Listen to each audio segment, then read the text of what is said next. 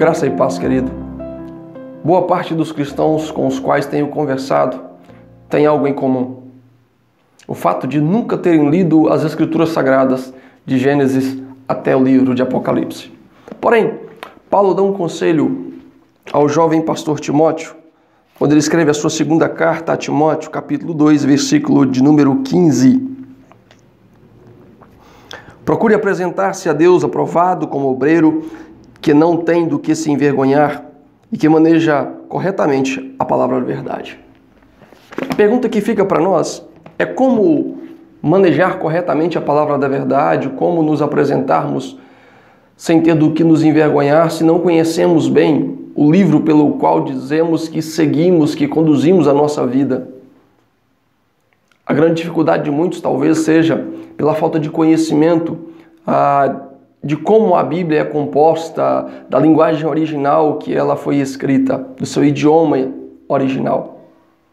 Talvez você não saiba, mas a Bíblia foi escrita originalmente em 3 idiomas: hebraico, aramaico e grego. E o que nós temos hoje são traduções desses originais. E a mais conhecida talvez em português seja João Ferreira de Almeida, um jovem que se converte ao catolicismo e à fé cristã ao ler um folheto espanhol, e em 1676 ele conclui a tradução do Novo Testamento e em seguida ele começa a tentativa de traduzir o Antigo Testamento para o português. Porém, em 1691 esse jovem falece, deixando a sua obra incompleta, e um pastor por nome de Jacobus, em 1748, dá início à obra e em 1753 ele conclui essa tradução, que provavelmente deve ser a que você tem hoje em casa. De fato, se você pegar essa versão, você vai encontrar algumas dificuldades pelo linguajar, talvez um pouco mais complexo. Então, deixa eu te dar aqui alguns conselhos.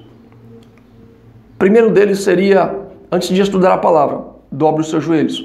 Converse com o autor da Bíblia. Converse com Deus.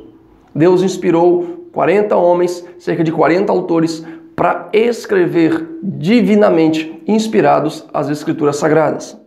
A Bíblia é um complexo de 1189 capítulos e você vai necessitar da ajuda do autor para que você possa entendê-la, extrair as lições, entender o contexto e aplicar a sua vida de forma que você consiga viver um cristianismo autêntico e verdadeiro. Um outro conselho que eu te dou, querido, é que procure uma versão mais enxuta, procure uma versão que você possa compreender de uma forma melhor. Eu mencionei aqui a João Ferreira de Almeida, a versão Almeida, como muitos a conhecem, mas nós temos hoje, por exemplo, a NVI, que é um exemplar que eu tenho. Nós temos também a NVT, que eu também tenho exemplar aqui, a NTLH. São versões mais claras, mais tranquilas de se entender e que te facilitariam o conhecimento, o estudo e o entendimento da palavra de Deus. O que mais me choca é que muitos, quando se fala em Bíblia, têm apenas uma Bíblia simples em casa e não tem uma Bíblia de estudo. Meu querido, invista numa Bíblia de estudo. Se você entrar na internet, se você observar, tem vários autores, várias Bíblias de estudo muito bacanas que vão atender e vão te ajudar a compreender melhor as Escrituras. Qual a diferença de uma Bíblia de estudo para uma Bíblia comum que nós dizemos? A Bíblia comum, ela apenas te dá os textos, ela te dá a enumeração dos capítulos, mas antes de cada livro ela não tem uma introdução, porque foi escrito, para quem foi escrito, a história do autor, em que época. A Bíblia de estudo, ela facilita o seu aprendizado justamente nesse sentido, porque você, antes de ler um livro da Bíblia, um livro das Sagradas Escrituras, você vai conseguir entender o contexto que aquele autor estava inserido, que a nação estava inserida, o que estava ocorrendo, extrair as lições e aplicar à sua vida. Por último, querido, para você ter noção da importância que é se estudar a palavra de Deus. Tiago 4:7 diz que se nós resistirmos ao diabo, ele fugirá de nós. Jesus, em Mateus 16:18, ele afirma que as portas do inferno não podem prevalecer contra a igreja.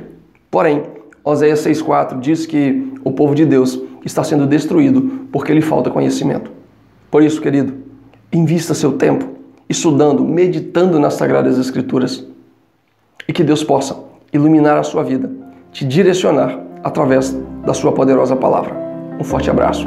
Que Deus te abençoe.